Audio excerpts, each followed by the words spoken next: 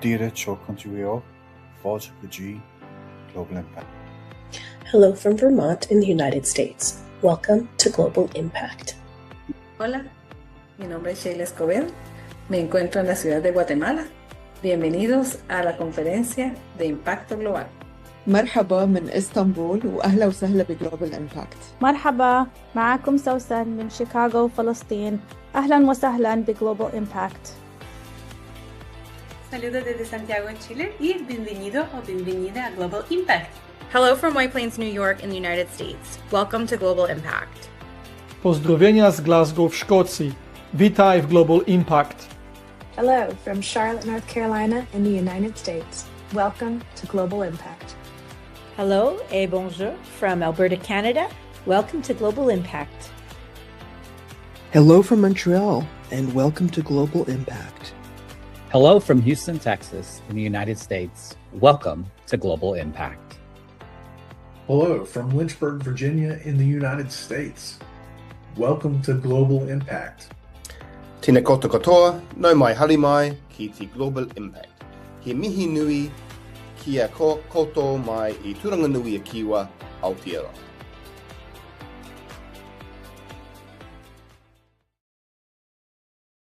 Hola, bienvenidos al Global Impact Conference en modalidad virtual. Mi nombre es Pedro Sánchez, soy estudiante del Colegio de Creolía Americano en el grado 10. Yo y mi compañero aquí, Juan Pablo, somos líderes del curso de sostenibilidad en high school. ¿Qué tal? Mucho gusto, mi nombre es Juan Pablo, yo soy de grado 12 y junto aquí con mi compañera hemos estado liderando el curso para poder mejorar la relación que tiene nuestra comunidad escolar con el medio ambiente. Hello, everyone. Welcome to Global Impact Virtual Conference. I'm Dr. Sosan Jabed from the United States and from Palestine. I'm a member of the Global Impact Organizing Team, and I'm a host for this session. This year, our theme is Elevating the Human Story, putting human stories back at the heart of education. Through amplifying global educator voices, we'll explore storytelling as a pedagogy, leadership and ethical technology use, connecting classrooms worldwide and centering dignity, equity, and lived experience in learning.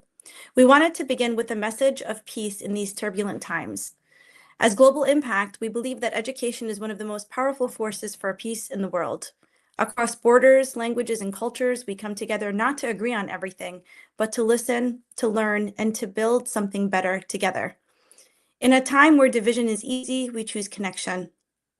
In a world that often speaks loudly, we choose understanding deeply.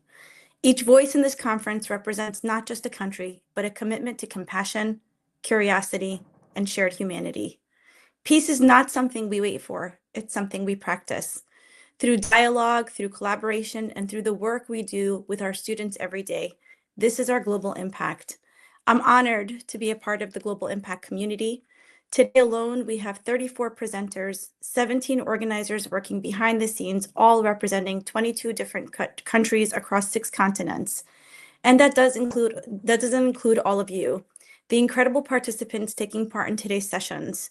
When people from many backgrounds and experiences come together, powerful things happen. Today isn't just about sharing ideas, it's about speaking, connections, challenging perspectives, and driving meaningful change. Now to our session. This session is in English. If you need to turn on the captions, please do so by following the directions placed in the chat. We have an incredible lineup of speakers today, and this session's presenter is one of them. She's a childhood friend and someone very special to me. It's my pleasure to introduce Doha. Doha Elsamra is an educational leader working in international school settings.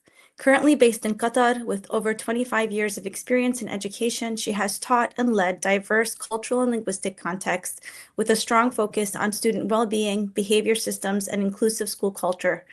She's particularly proud of leading and developing whole school behavior and social emotional learning structures that integrate student voice, restorative practices, and belonging, supporting both students and teachers in creating safe, connected, and thriving learning communities. Doha, take it away. Hello, everyone. Super excited to be here. Who am I? I'm Doha Elsamra. As Selsan said, I've been working in education for 25 years. My passion for behavior has led me to just navigate everything more, look into it more. But I want to start off by saying we all have a champion in our lives. If I ask you to close your eyes and think back in time to the time in school when many of you will remember that one teacher, the one who smiled at you, supported you, who really truly believed in you. Today, I dedicate all my success in education to my champion, Miss Sophie, whom we lost a year ago. She taught me so much, not just about teaching, but about showing up for others with care and intention. If one day I can have even half the impact she had on those around her, I would consider that a true honor. All right, let's begin. So, what is student behavior? I think we all know that the key to successful classroom is student behavior. And research continues to show that most effective way to support this is through building strong relationships. When students feel seen, valued, and heard, they give you the best of themselves. When we take the time to understand their backgrounds and intentionally celebrate positive behavior, we create an environment where students feel safe, connected, motivated, bringing out their very best. I'm going to go back for a second for this slide. Over here, we have a Padlet, a link to the Padlet where I shared most of the resources. I usually like Padlets to be interactive. So if you have anything you would like to post on it or share about yourself, that would be great. All right. So let's think of us as leaders now.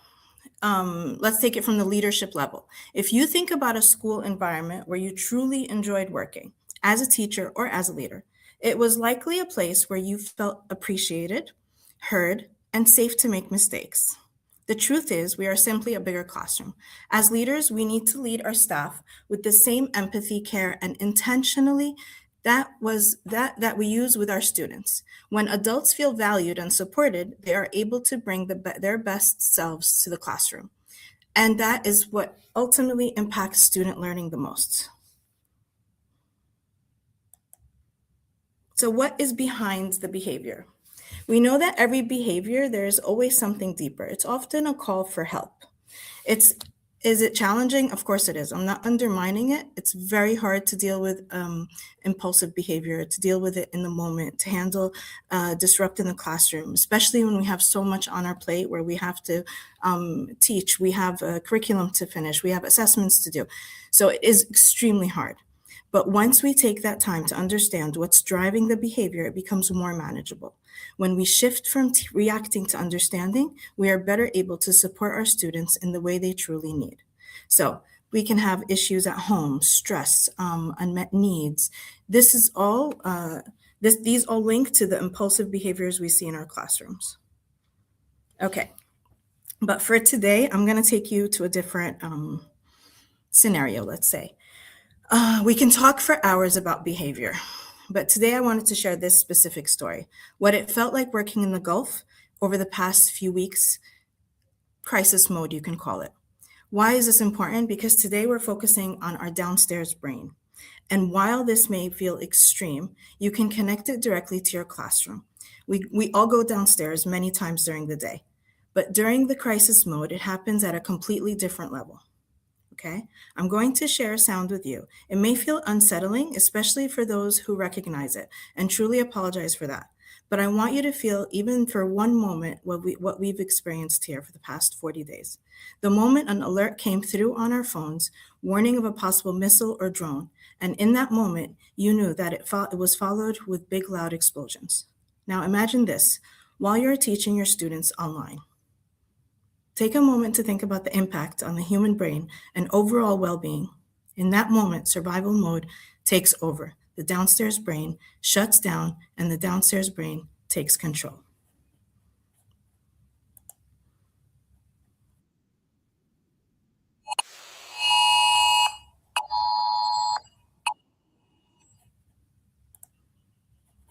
So that sound is what we heard every time something was about to hit. And honestly, it was extremely unsettling. Until now, I think part of me, when I hear it, I kind of get this. So what happens in crisis mode? And this is exactly what we felt. So in that moment, our bodies go straight into flight, fight, or freeze. And what happens? We flip our lid. Now, what we can do together is we're going to do this together. Everyone hold their hand up. We're going to create the brain model. What we do is first, and this is something I use with my students in the classroom. I use it with my teachers. It works like magic when a student knows what is the impact of their brain on their mental well-being. So you take their thumb, you put your thumb inside, you close your hand, and there you created your brain. So this is my brain. This is my frontal cortex. It controls my logic, my thinking. However, down here, when you look here, this is my feelings. This area, my limbic area, it controls my my emotions. So when I flip my lid, that's when my emotions take full control of my actions. Therefore, we need to try to make sure in times when our lid is flipped, we need to bring it back to closing it. How do we do things like that? And this is what I teach the students. If everyone right now has a flipped lid, we can take a deep breath, breathe in and breathe out. Keep on taking your breath until your lid closes again. And now you can start thinking again. Of course, in real life, in a classroom environment, when this is happening, it doesn't go by this quickly, but yet it is a very good tool to use. When a child actually knows this and I tell them they're angry, they're yelling, they're screaming, they're about to hurt someone, you're flipping your lid. Let's use our strategies to calm down so then we can start thinking again. Now, in crisis mode, that looked really different. We were online, teachers, you had a whole community that was in their downstairs brain for most of the time. So you can only imagine the amount of times we had to, as leaders, to take control, make certain decisions where we had to, ask students to go during an online session. If that sound came on, you know what, go find your parents, go find a safe place to be. And I have to say, I mean, I'm going to highlight that here in Qatar, we were mainly fully safe. Most of them were intercepted, the missiles.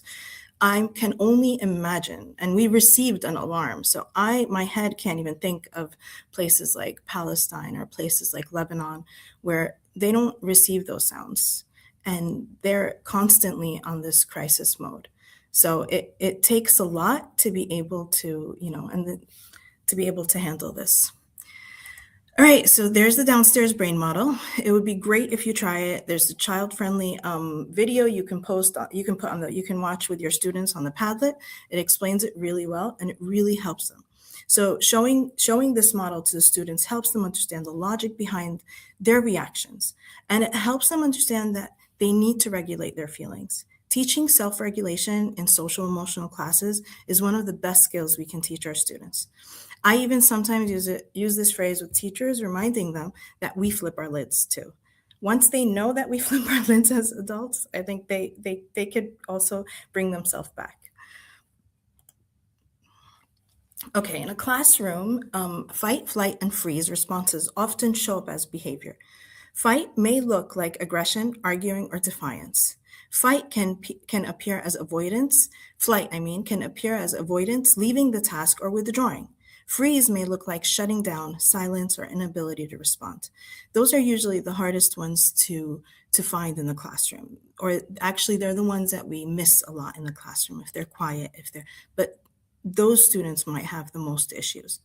In these moments, students are not choosing to misbehave. They are responding to stress, overwhelming, or unmet needs.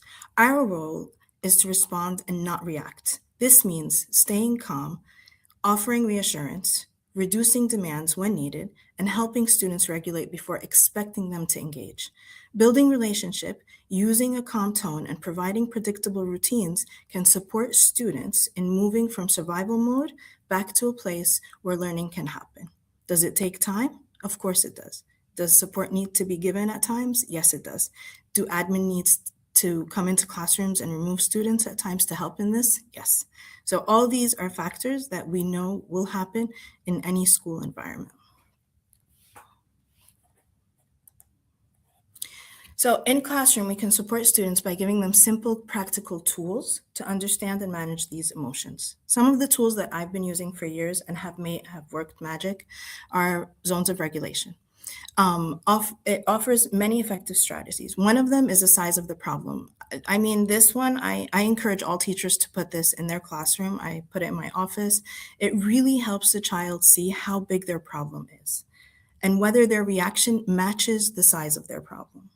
It builds awareness and helps students respond more appropriately. So sometimes I would tell a student, this is, is this a small problem? Do you think you could have handled it in the classroom? Do you think it needed that huge reaction that happened?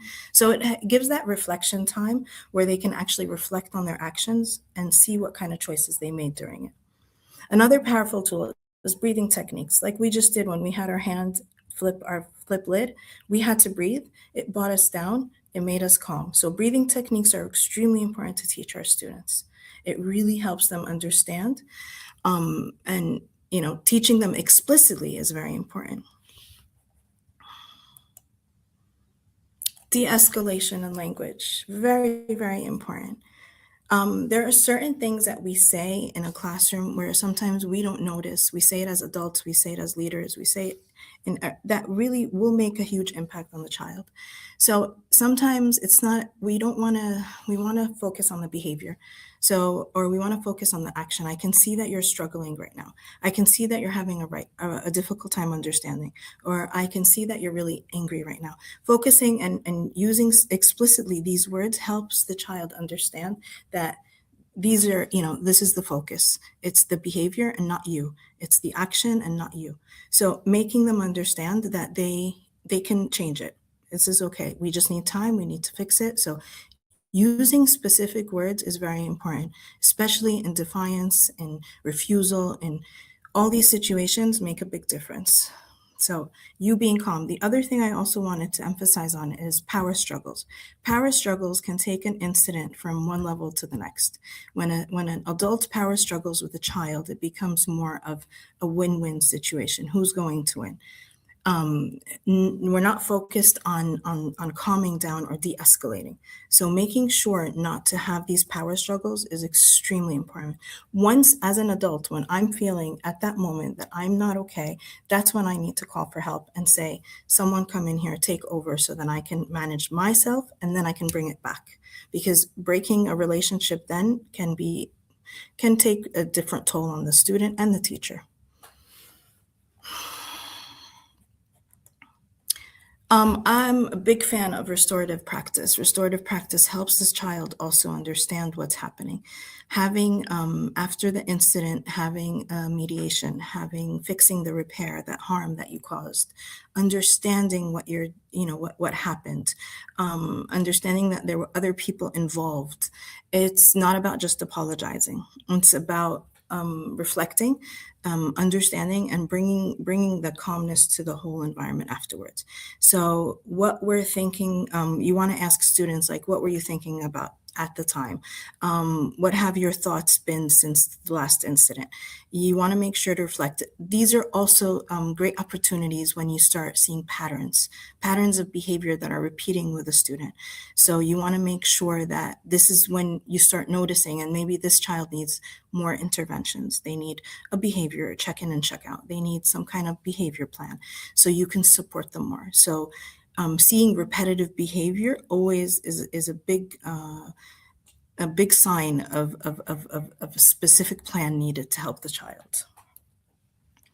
Things that we can do in our classroom that I know are all over many classrooms now are having a safe place, having a calm center, having a peace table, call them so many different things. But all these explicit teachings of social emotional needs and what we do when we're angry, and self-regulation or self-awareness are very important for the child to know. It's okay to know that I'm going to get angry. Yes, we all get angry. How am I going to handle it when I'm getting angry? What is my reaction going to be? What am I going to do? So all these moments, I'm a true believer that every class has to start with a 15-20 minute of social emotional learning. And I believe that as leaders, as teachers, we're all social emotional learners. Like, we're all teachers in social emotional learning. It's not one specific subject that I have to put on just the counselor or my character ed teachers. It is something as a community, because once you build it in a community, it changes the whole school environment. More strategies that can be used are, for example, the mindful breathing. I added all these to the Padlet. Gadgets are used well, but also remember that kids can abuse them. Giving a stress ball to a student that loves throwing things in the classroom might not be the best option. So you have to know when and how to use the strategies, so it doesn't cause a bigger disruption in your class. That's it. I was really excited to be with all of you, and this is the presentation, and thank you. It's great being here.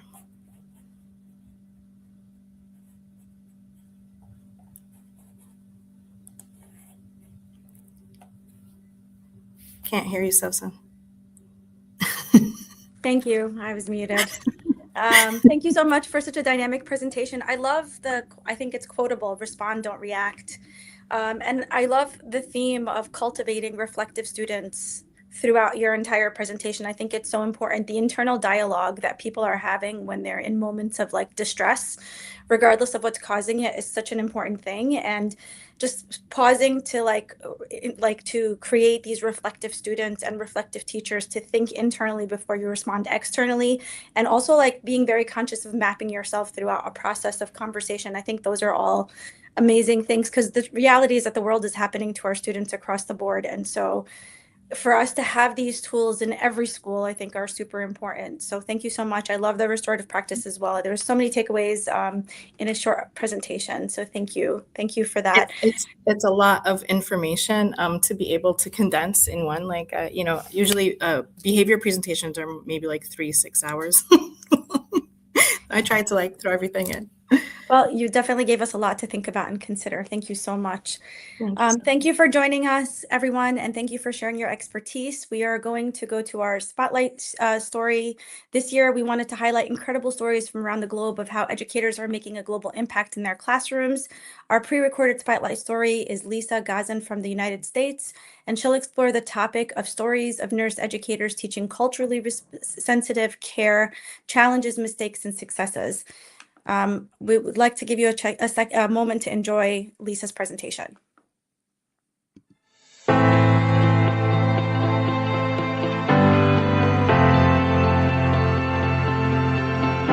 Greetings. My name is Dr. Lisa Gazan. I am here at Liberty University, located in Lynchburg, Virginia, which is in the United States. Now, I haven't always lived in the United States. I grew up in Guatemala, Central America, where I lived there the first 12 years of my life. I attended German schools, and then when I moved back to the United States, I've moved around different areas there and have lived in Kenya, Africa as an adult. And I can tell you that all the different places I've lived have all had unique cultures, and that people are complex, and there's a lot of different cultures, and cultures matter. So today I'm going to highlight the stories of nurse educators teaching culturally sensitive care. And in my research, I interviewed nurse educators, and I want to elevate their stories today and share with you some true stories from things that worked for them, things that they made mistakes in, and practices that they use to teach, and how do they foster communication. Evidence shows that nurse educators are positioned in a wonderful place to transform the future of the generation that we're teaching. Now, some quotes that came out of my interviews, a frequent quote I heard is, "You don't know what you don't know." Now, that's true. And I hear that phrase, it's a phrase that's often used, "You don't know what you don't know," which is true. But these nurse educators were saying they felt it was critical to nursing. They knew they had made mistakes. And one said she'd made several mistakes by the time she became a professor. They shared moments when they became awake. They said they were eye-opening, and they wanted to share these things and impact the next generation. They felt like it opened their eyes to the need.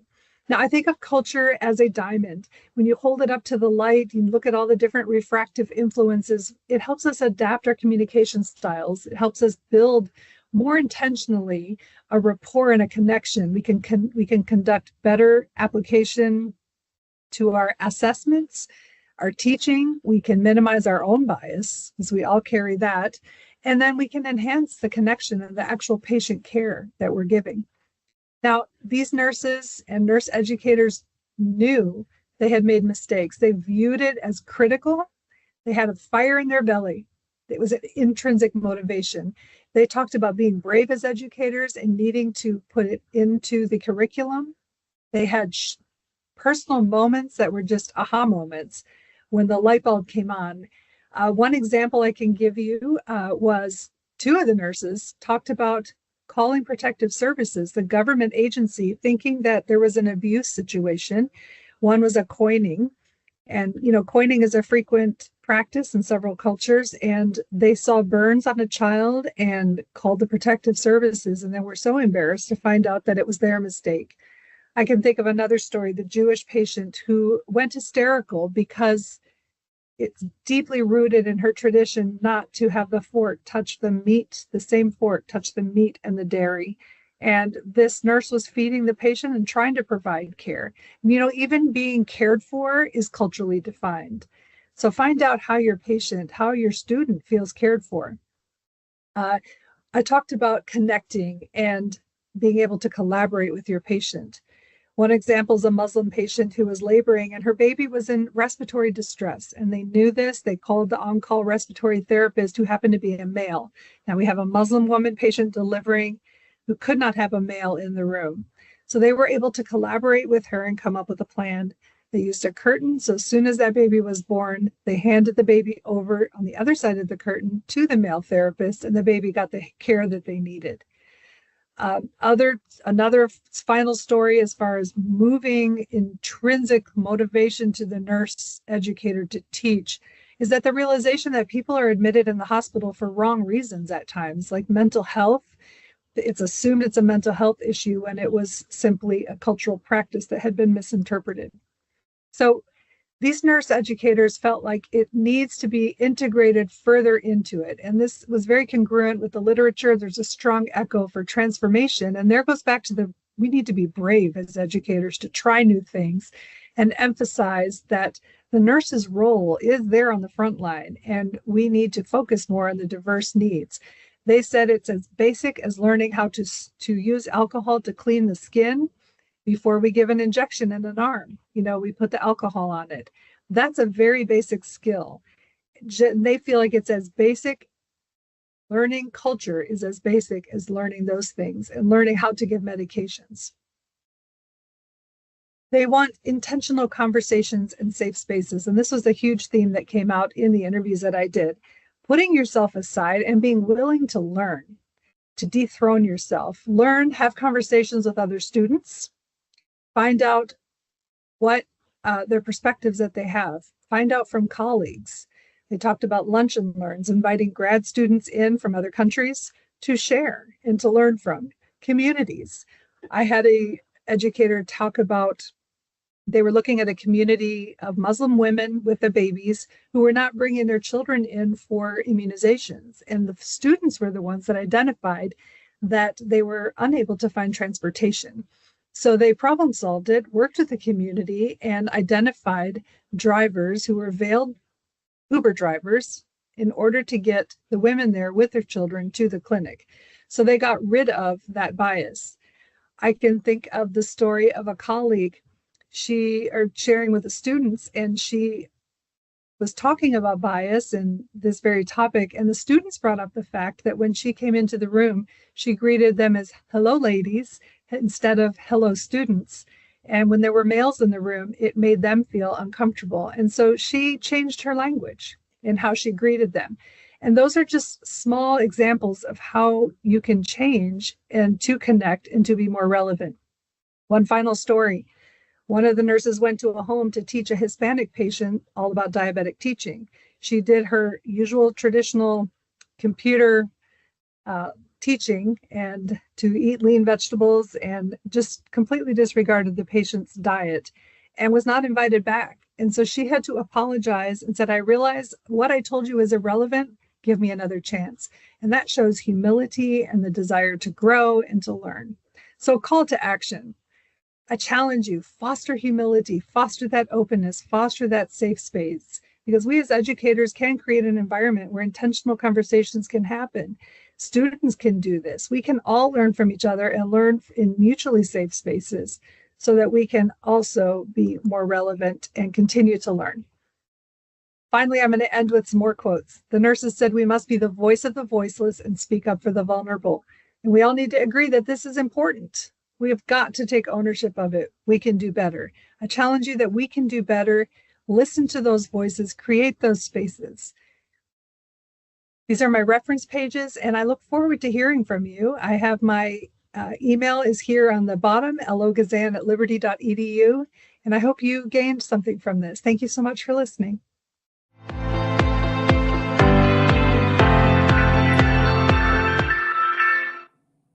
Wow, short and super relevant and impactful to like so many different fields. Lisa, thank you for such a great presentation. I love the metaphor of culture as a diamond, and I feel like I can relate to that on so many different levels as an educator and as an educational leader. And thinking about how culture and really being cognizant of culture is something that is so important in our classrooms everywhere, whether it's nursing or just in a general classroom. Lisa said being cared for is culturally defined, connecting with your patient, connecting with your student, right? There were so many calls to action, not just the call to action that she calls us to in the end. Being brave as educators. There isn't a more relevant time or a more pertinent time for us to be brave in our classrooms and to cultivate brave spaces than today in our classrooms with everything that's happening in order for us to really create learning experiences for all students. It requires a level of being brave and courage and being bold by all teachers in all fields at all grade levels. I love the concept of language matters in the story that Lisa shares about how a teacher greeted her students. It's such an important thing for us to think about those things that feel very small, and sometimes people minimize them, but it's the thing that either gets people to connect or to disconnect completely from a classroom, from a teacher, from a learning experience. And so it's really important for us to think about that and to be more cognizant of it. And finally, I love the foster humility, right? Because if you're an educator at any level, and if you're an educator in any classroom, if you're leading in any role in education, humility is something that is so required in order for us to really understand the fact that in a field of service, which this is, that we need to be lifelong learners, and that requires a level of humility. And I love how Lisa kept saying, these are nurses who knew that they made mistakes, right? Because the biggest part of being an educator is modeling that we know that we're constantly growing in our field and constantly growing with our students. And so there's so much to take away from both of these talks, both with Doha and with Lisa, on just kind of the internal dialogue that happens when we're in front of students, and the need for us to be reflective teachers and reflective learners in every part of the process. There's so many connecting threads. Yeah, I feel like super honored that I get to be a part of this conversation. Thank you again for joining us. This live session is a part of the Global Impact Virtual Conference. From our whole global team, we're so grateful for your participation. Grateful that you're partaking in these really important conversations. Please continue with us today as Global Impact by joining the next live session. There's so many good sessions. You can find more information about our live presenters on our website, www.globalimpacteducators.org. Our next presenter is Tanji Jerome from Kenya, and the session begins at the top of the hour. We'd also like to invite you to join us at the 2026 ISTE and ASD conference, where many of us will be there, and it's just a great space to connect and learn. Whether you're joining us live or virtually, we'll have content for you. Global Impact will have a presence as well. We will have special sessions and a group meetup. Please make sure to follow us on social media for more details launching soon. We also have a discount code for you. Use the code in the chat, GIVE, it's in the chat. By May 1st, when registering for the $25 off virtual registration. Thank you, ISTE and ASCD, for that little gem. Lastly, follow us on social media. We are on most major channels, Global Impact Educators, at Global Impact Educators. You can also find us on our website, www.globalimpacteducators.org. Thank you so much again for joining. Thank you, Doha. Thank you, Lisa. See you at the top of the hour for the next session.